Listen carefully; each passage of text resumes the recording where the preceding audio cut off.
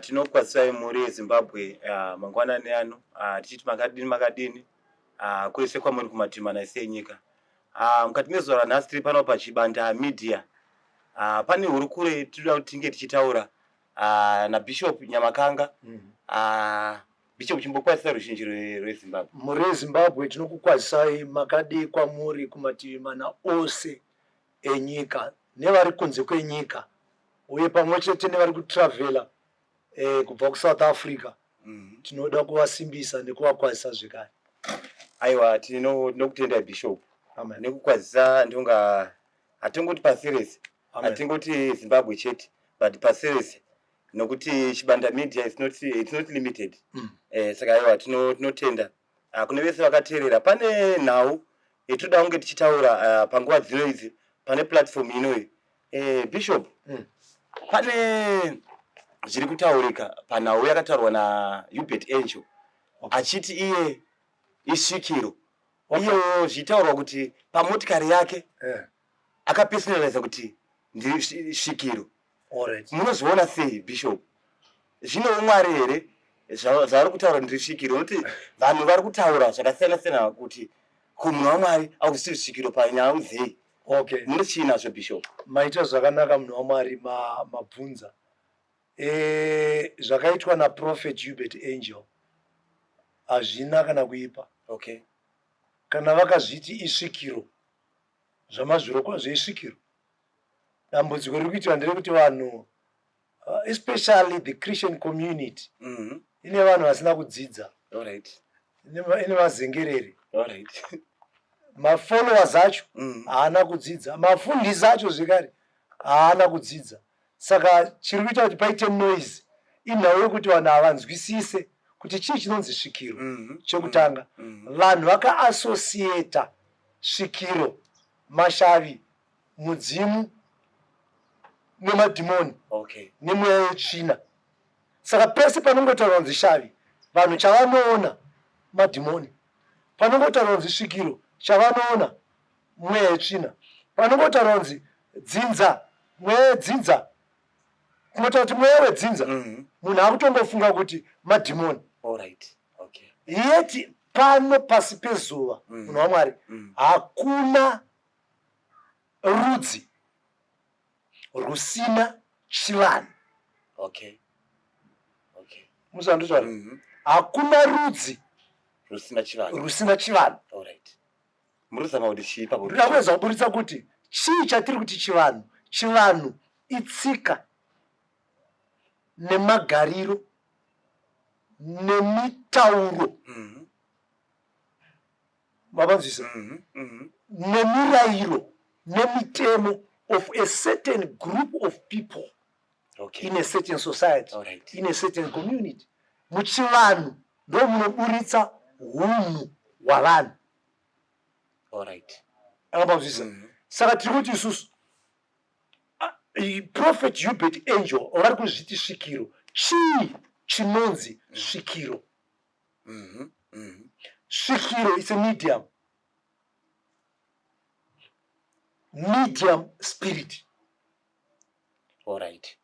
Whether tisatabata kuti medium spirit yakaipa here kana kuti yakanaka. Alright.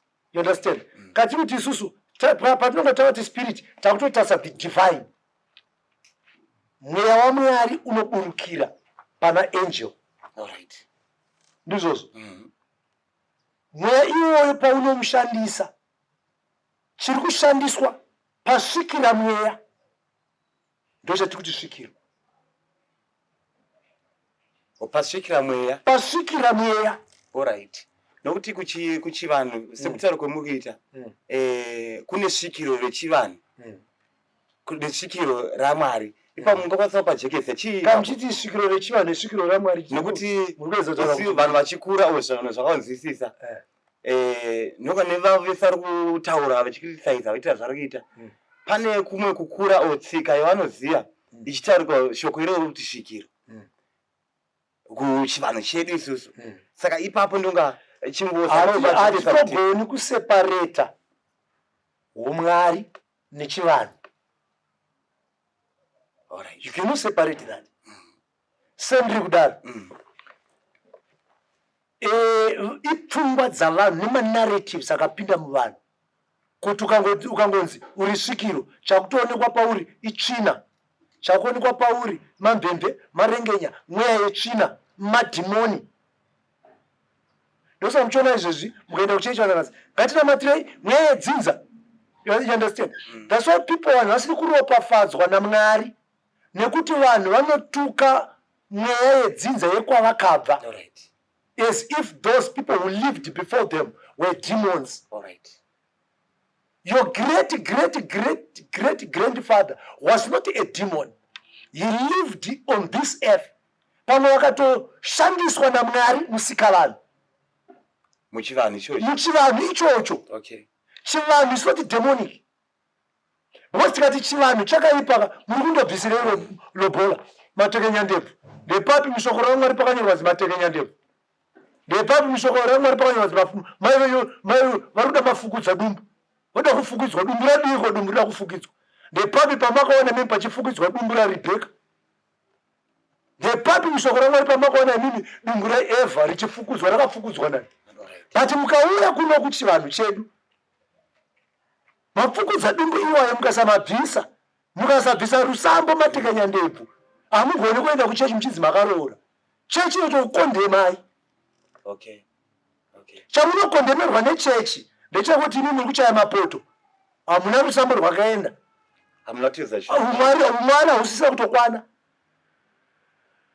Nai varume ini ndikutaura nendimi ini ndoparidza but ndinogara nemukadzi but handina kundobvisa rusambo matekenya ndebvu but ndoparidza ndotozwa Mwari vatokuza kuti you're not a man of God nekuti hauna chivanhu chawakaita chetsika yedu.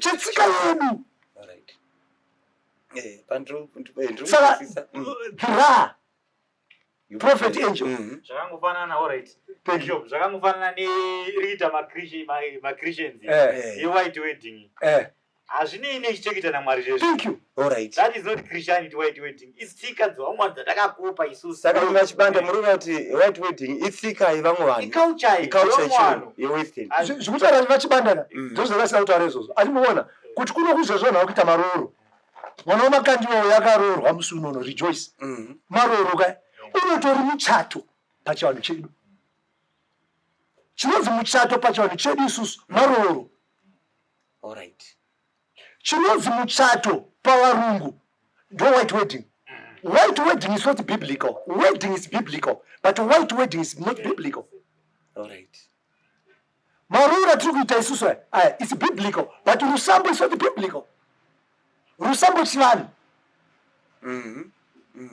White wedding chivanhu, but wedding itself marora is biblical.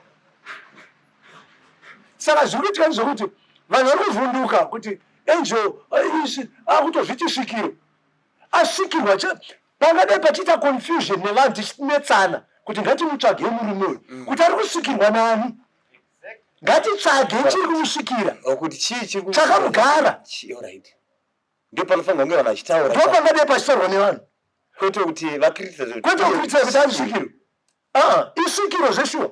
Okay, prophet Gilbert Angel ngatitaure pachishona pachikaranga nechishona chedu vanofanira kunge vachinzi svikiro angel prophet let me take it all right patsanura ipapo munhu waMwari bishop chatofanira kunzwisisa bhaibheri rakazouya munomu muSouthern Africa around 1817 nana Robert Moffat akanga ari mamissionary. Vana David Livingstone vakazouya kuna 1841 vana David Livingstone nana Charles Daniel Helm vakazouya kuna 1888 ndo vanhu vakauya nebhaibheri rakatotranslatewa. Bhaibheri rinoshandiswa nevanhu vazhinji ravanoda izvezvi vanoda King James Version. King James Version yakatranslatewa 1611 ne a committee of 47 scholars vakatoengaja zvekare mateachers eEnglish. But pavari kuita zvese izvozvo kuno kuAfrica kwainamatwa musikavanhu kwanga kusina muprofita vanhu vaitosvikirwa vanhu vaitosvikirwa kwati nemasvikiro atiri kuti masvikiro ndovanga ari maprofita edu nokuti tichinzwa isu ndunga chinyakare chedu kuti vanhu vaitombosvikirwa zvokuti vaisvika even pamuhacha vachinokumbirira varipo saka changa chiri chichocho chivanhu chedu chokuti tikaenda pamuhacha musika vanhu unotinzwa vati kumajudha vanga vaine chivanhu chavo. You understand? Chakuti mwari wavo aivati muka Mozisi muka muchaona muchinhonga mana. He is the same God who provided manna for the Israelites. He is the same God who provided us sadza remhunga rimundiri yemuti pamuhacha. He is the same God. But he was moving in different zvivanhu zvakasiyana. Achisvikira vamwe vanhu akasvikira Abrahama kumajudha. Like you bet angels zviri kuita zviri kukritisizwa nevanhu kuti vanhu vese rozanzi nezvipi zvakuitika vamwari kuti saka pakatranslatewa bhaibheri musatadze futi kuzorangarira kuti bhaibheri parakatranslatewa nda kunyatsobata King James version ndonyazikanwa nevanhu inana thou thine hitherto etc speaketh loudeth apanzvisa bhaibheri iroro rakazotranslatewa in 1611 ndizvozvo but before its translation in 1611 kune mamwe mabhaibheri akatranslatewa vana the Septuagint vana the Vulgate, the Latin Vulgate, vana the Bishop's Bible, vana Tyndale vakatranslatewa 1800 years before the translation of King James Version.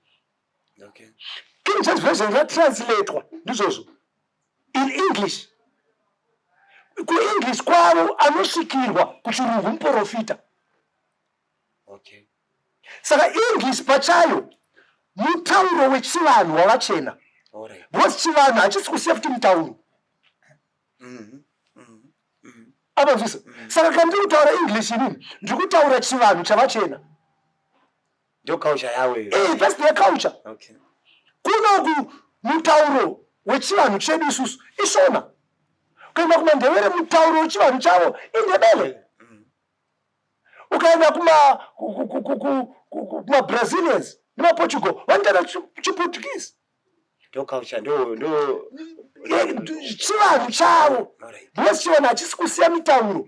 Chivanhu hachisi kusiya futi mapfekero. Tsika nemagariro nemaroro zvese zviri muchivanhu. Kristu paanouya anosvikopinda muchivanhu.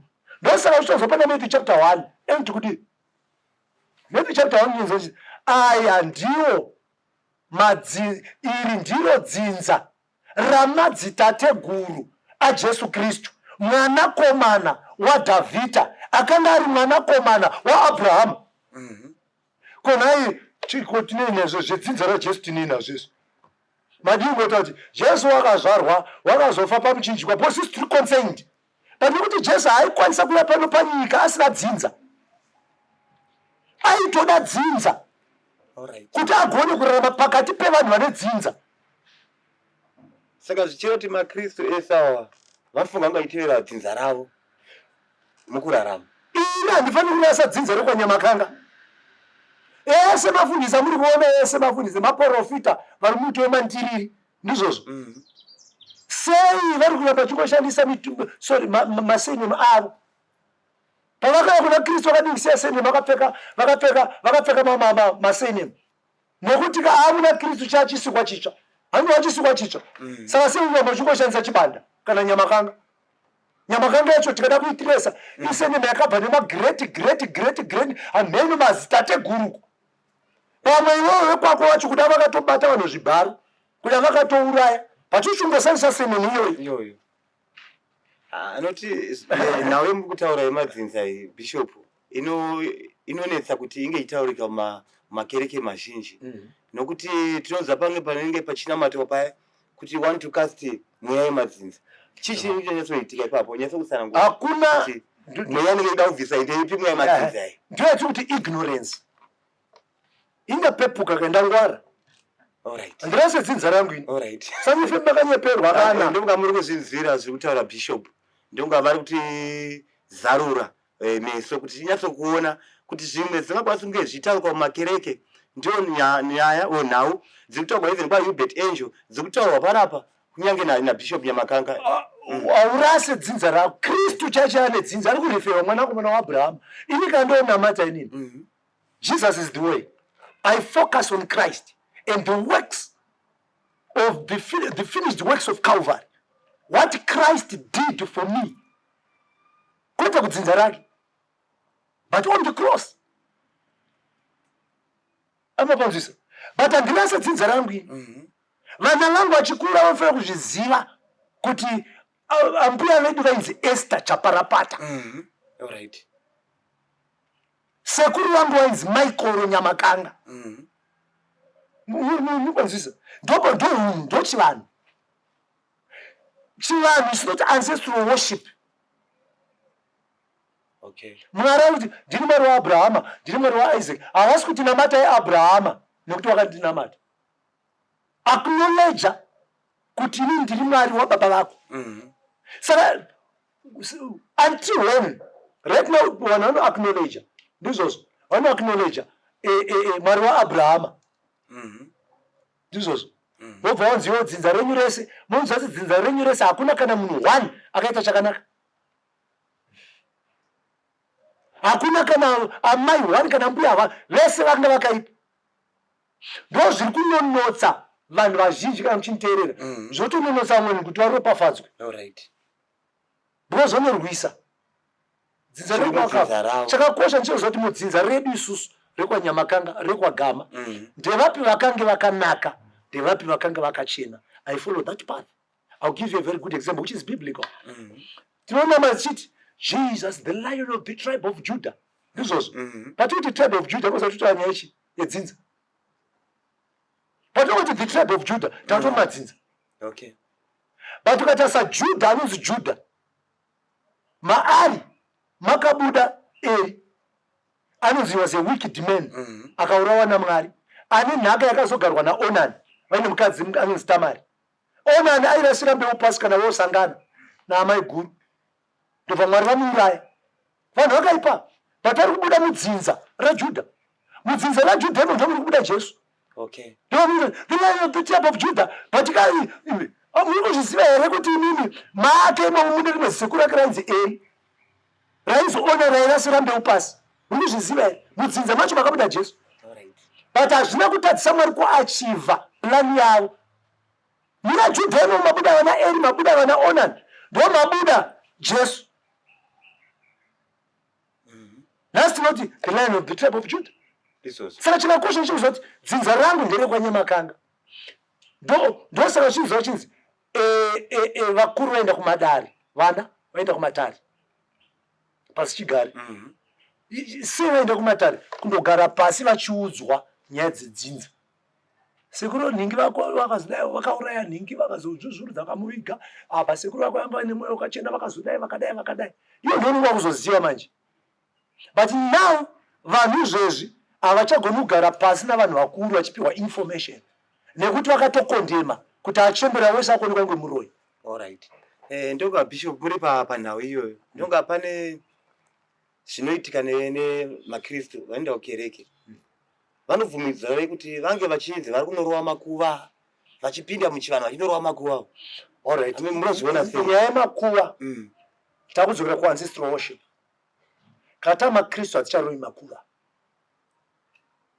Kuisa matombstone nekuisa mamemorial kuita matombstone hazvina kutomboipa. Kuisa tombstone nekurova guva zvakasiyana.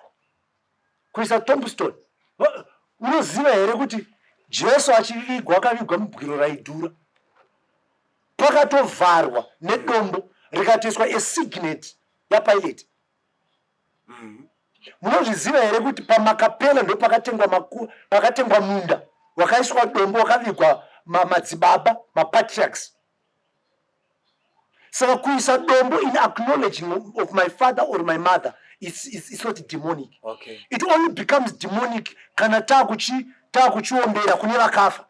Nekuti shoko raMwari rakutiudza manje kuti ava havasisina kurarama Abrahama Moses, sorry, Jacob ari kunzi ndini Mwari wababa vako Abrahama naIsaac. Ndizvozvo haasi kunzi namata Abrahama katenda kumakuwa kwako aringouzwa chete kuti inini ndini ndakafamba nababa vako. Saka munhu andofanira kutanga kutenda ndibaba vangu. Hapana chitema ipapo. Hapana chitema kutenda kuna baba vangu.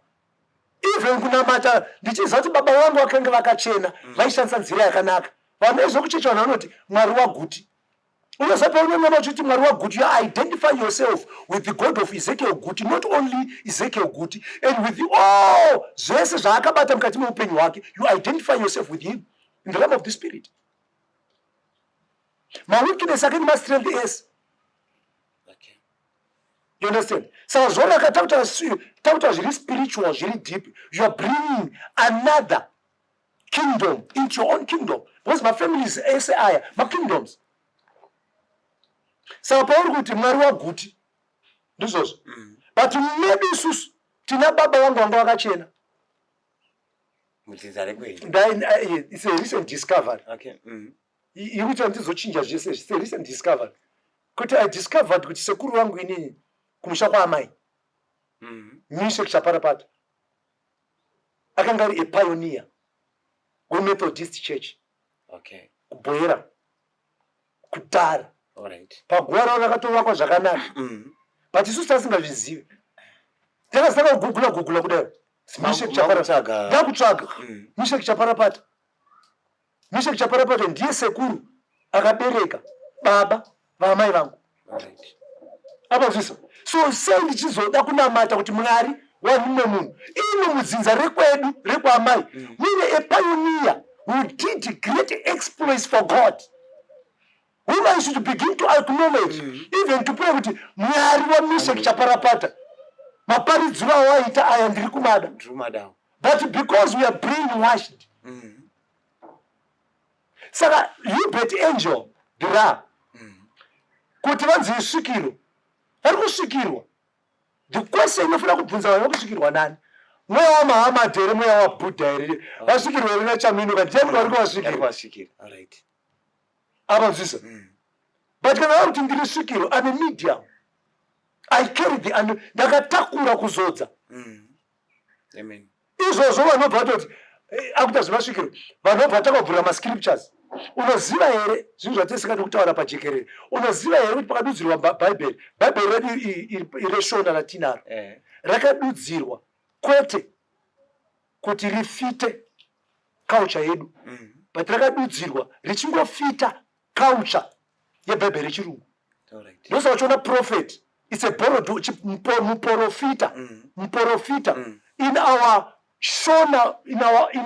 Shona crude vocabulary. And not Shona edu chaiyo. The word muprofita does not exist. Crude Shona vocabulary. The word muprofita does not exist. It exists muchivarungu, prophet. But we adapted that word prophet ndotarita shongirish muprofita.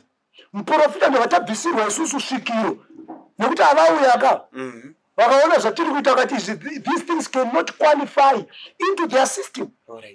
Ndovatabvisirwa svikiro ndotaisirwa isusu kunzi svikiro mweya wetsvina. Ndotaisirwa muprofita. Muprofita wavo uko. But if you want to look before 1817 Moffat achiuya, madzibaba edu vakanga vasinganzwi here Mwari, Mwari anga asingatauri navo.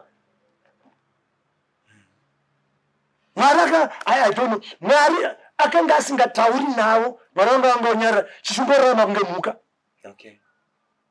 Aitipa sadza, aipa madzibaba edu sadza pamuhacha ndiani? Vaisvikirwa vanhu ava. Izvozvo tikatanga kuti ngatinamate izvezvi. Father, we thank you, we bless your name, Kala Bosa. It sounds unyasozoti havana vaka. You understand? But ngatinamate ndotanga zvine kurova maoko. You understand? Ndisingatauri masitaya vanhu yekuti kuti ngatimbopirai, ngatisumei nhau idzi. Padare rino tauya hatira kusuma nhau idzi kuna Mwari wedu Ishe Jesu. Mustari, tichinotaura zvaizvo Jesu. people vanoti vakuita chivanhu. Okay. Zvoita sekuti pamwe zvakaipa. Tikatanga kutaura kuti Holy Spirit, Holy Ghost, fire. But ukazoti mudzimu unoera. Zvakuita kunge hameno zvimwe zvauri kutaura. But mudzimu unoera, that's holy, that's sacred. So mudzimu that's mweya. Pashona yedu isusu. Pashona yedu mweya isusu wainzi pashona yedu yakadzika. Vataiti mweya. It was not Holy Spirit. Pashona yedu mweya wanga wekuburitsa. Kana waguta. Mweya. Newekufema. Okay. Pashona yedu. Wainzi mudzimu mutsvene. Pashona yedu yakadzika. Wainzi mudzimu unoera. Mudzimu unoera. Ndo Holy Spirit. But takachinjirwa. Ndosochiona isusu mweya ine mazita akawanda. Kushona mweya waMwari, mweya wekuburitsa, mweya watinofema, mweya pressure. All right. Do you get it? I'm getting it. Mweya spirit. Yet spirit in our own shona, deep shona, spirit, mudzimu. Mudzimu unoera. But kozoita mudzimu unoera, kozoita mudzimu wakaipa. Vazhinji takabvisirwa mawedziwo aya. Saka ndakataona vachiti mudzimu unoera ndiringe. Ndizvozvo. Mudzimu unoera ndiringe. Ndauyawo kuzopira kwamuri. Ini vari kudenga ramatenga. Ndizvozvo. Zvotoita kuti watouchivanhu. But these are the very things. If you speak in English, zvatotaura English every day. Okay. Saka svikiro, the ra is a svikiro. It's a svikiro. Aiwa ndonga ndinotenda Bishop nekuti zarofuka kwamuri kuita kuti for sure Prophet Hubert Angel isvikiro. Isvikiro. Kwete wega. Wese anozviti muprofita. Masvikiro. Amwari. All right. Vanosvikirwa. All right. Pana ataura achitanzi mu-Old Testament vanhu vaisvikirwa. That's correct. Mu-New Testament hatichasvikirwi. Mweya mutsvene akugara matiri. Ndizvozvo. But atadza kuziva chinhu chimwe chete kuti here we are talking of the office of a prophet. Yavataura is for every believer. Okay. You understand? But the office of a shikiro now. That's what was Anto Shikiro. Ainaye akatogarwa. Asema mzee akagarwa. Garwa manje. Wagarwa nei? All right. Amapanzisa. Saka shikiro. Munhu ari kusvikirwa nemudzimu unoera.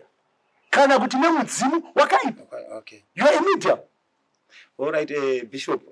Pane mvunza kwendoda kuti ndibvunze.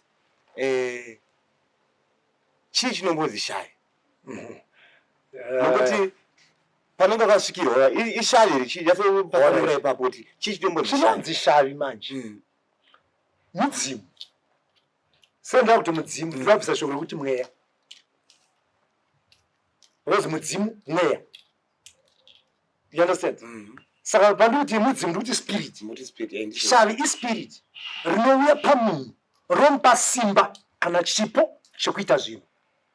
Samanoita shavi rekuvhima. All right. Munoita shavi reurombarume. These are gifts and talents that are given by the spirit. But when I speak now in English, it makes sense. Because these are the gifts and talents which are given by the Spirit. Okay. Saka shavi, mudzimu, mweya. Unouya pamuri, wokupai simba. All right. Kana kuti wokupai chipo. Saka kune mashavi akanaka. Koita mashavi akaipa. Ipapo ndipindira nyeso. Saka kune shavi rekuvhima. Saka vanhu vanga vaipiwa shavi rekuvhima panguva yacho. Nekuti ndo yakanga means of livelihood. Panguva yacho. Aipiwa shavi reurombarume. Ndo vanhu vaingerwa hondo nekuprotecta matunhu. Vahombarume. Aipiwa shavi rekuimba. All right. Kunkuerera. Kuti mvura inaye. Kune vaimba. Anga ari mashavi. Aipiwa shavi rekurapa. Dzama kuti n'anga. Ndizvozvo. But kwakuinawo zvekare mashavi akaipa. A very good example. Rehuroyi. Shavi rekuba. Shavi rekuponda vanhu. Okay. Saka in the kingdom there are two things. there always the divine and the diabolical. Kune zvakanaka, kune zvakashata. Saka mashavi ariko, akange ariko, ende ariko ane shavi rekuparidza. Kutaura kuti Nyamakanga ka andigoni kupora ina ndisisvikirwe. But ndine shavi rekuparidza. Shavi rakanaka. Aona, Tekshua Zamaka ane shavi rekuimba. Ane shavi. All right. Someone to a minister, guest minister. Vane mashavi. Siba guest minister vane mashavi. But kana zvitaura kushomeka zvoita kunge zviri evil, zviri demonic, zviri chitema mukati. But ukati Tekshua Zama is gifted. Is gifted. Zvomeka sense. Moita conversation ikapera. Vanhu vangoti Tekshua Zama ane shavi, shavi ripari. Mukutaura kuti kuti panoita debate. Why? Because vanhu vakabirwa ndosandati nini mafundisi maChristians mazhinji nemafundisi mazhinji hatina kudzidza. You understand? Uye hatide futi. Uye futi hatide kudzidza. Tikataura kuti vachibanda chinge tapedza panapa tinoda kuti timboita dare. Anyway, zvofuti kunge zvinhu zvakutorema. Anyway, zvitaura mhini kuti dare remumusha, dare rechi. Kana vachibanda kuti Vanyamakanga ina ndigoni kugara dare nemi because dare iroro ini ndiro kwachibanda ini kwaNyamakanga saka tinoita basa. But tikati hane kuEnglish Mr. Chibanda, can we have a short meeting? Zvotopera. Saka ndakupindura munhu wamwe. Aiwa, ndinotenda ndonga kune vese vakateerera chirongwa chino ichi. Tinokubvumira, tinokutendera kuti munge muchikomenta muchitipa pfungwa dzenyu kucomment section kuti iwe unombozviona sei nyaya yekuvasvikiro iyi. Ndinoda kuti ndisandapedzisa kuti vanhu ngavanamate Mwari wakaita denga nenyika, akatipa mwana wakomana wake Jesu Kristu. Ndizvozvo vari muchivanhu chavo. Chivanhu hakusi kurova makuva. Ndizvozvo chivanhu is not ancestral worship. Tine mamwe matems atiri kutaura iwayo atakazvomorerwa tikapiwa asiriwo. Mushona yedu isusu shona chivanhu chedu. Sekutaura kwandaita ndikati chivanhu haasingori marituals. Chivanhu haisingori kupira kunamata chete. Chivanhu chotosanganisira mapfekero, matauriro, magariro, tsika dzenyu. Chivanhu chozopinda zvekare even palanguage dzatinotaura panapa.